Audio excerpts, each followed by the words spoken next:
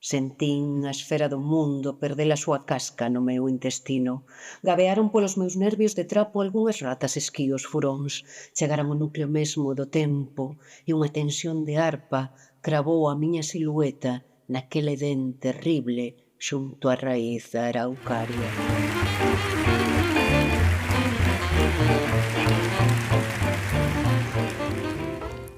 Moi boa noite a todes, a todas, a todos. Moitísimas grazas. Moitísimas grazas a Silvia Mota por esa lectura do meu poema. Tamén me fai moita ilusión que sexamos dúas Silvias as que recibimos este galardón. E ademais que este canto segundo para un fillo non nado forma parte dun poemario que se chama Retratos de bodas, partos e funerais, pero que ia chamarse Vigo-Lisboa. Entón, pareceme como que foi unha feliz coincidencia. Son moi mala para os discursos, entón vou vos recitar o poema de cando eu viaxei só a Lisboa. En Lisboa, sobre o mar, barcas novas mandai ladrar. En Lisboa, sobre o ler, barcas novas mandai fazer.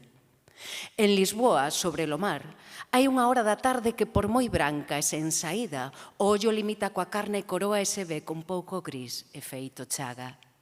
En Lisboa non era igual desmoronarse, como tampouco Romeo ou o incenso gravan o medo desa forma se o paso é inseguro, se teño 20 anos e non sei onde perdín a gadaña con que mamá cortaba a erva. Entro en Martín Muniz, eu pirámide púrpura purgando por min no pórtico de serme arrebatada, eu unha cadela atravesada por erro na arremetida, o perdigón cravado na distancia entre o intestino e o silencio. Eu anainando a miña loba que dorme no despunte, que asoma na cartilaxe xorda das orellas. Eu pronunciando Joan, nepie, xícara, entoando un extraño desarraigo. E un rastro punzante no idioma, feríndome dun labio a outro labio, facéndome gritar na voz de Elia Correia.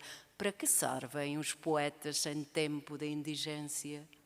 Lisboa era antes do tumulto, era antes e era antes de tempo, era cando a miña xuventude fechando as súas portas máis tarde que aquel bar do Bairro Alto e a cidade metida tan en min, ela insistindo en non recoñecerme. Lisboa sen poder revisitarse, desfacéndose mil veces contra un chan tan repetido, recortándome o hálito para vestir a súa pel felina e sen costuras, facéndome pagar tanta beleza. Vou fuxindo.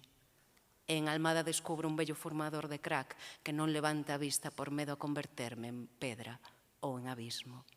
Mira para min, Lisboa. Estou modelando unha fogueira coa túa luz, amurallando o corazón de azul con teselas que soportan de entre todas as miserias a nosa propia ausencia. Mira para min, Lisboa. Estou tratando de meter a sede na auga que arrastra este cantar vencido.